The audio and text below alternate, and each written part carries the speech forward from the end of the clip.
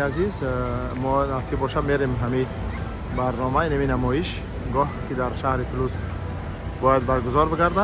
ماشین چی میگن؟ نمایشگاه ماشین های رباتی. نصیب باشه میریم نزدیک این برنامه را به نوار میکشیم و اهل شما هم ببینید.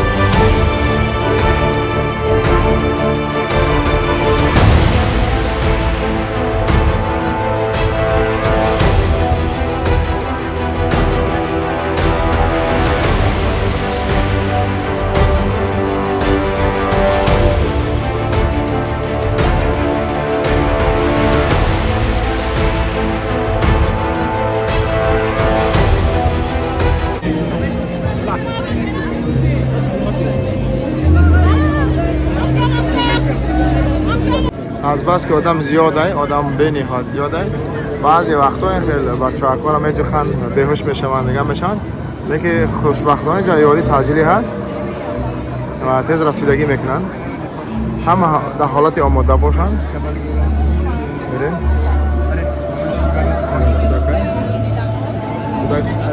بهوش شده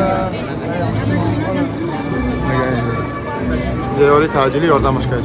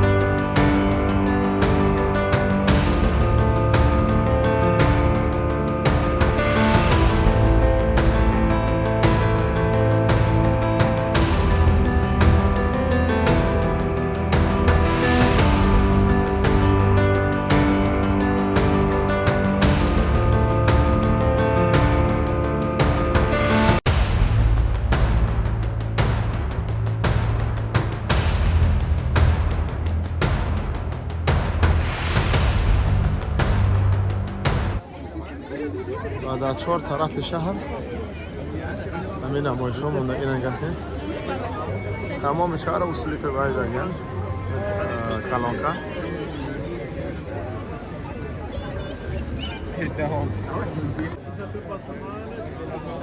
خیلی مردم باور کرد به نهایت زیاده. این اکل به یک طرف شهر طرف کپیتال چی حال باشه اصلا بسیاری بعد سخت بود دیگه نرفتم. ببینیم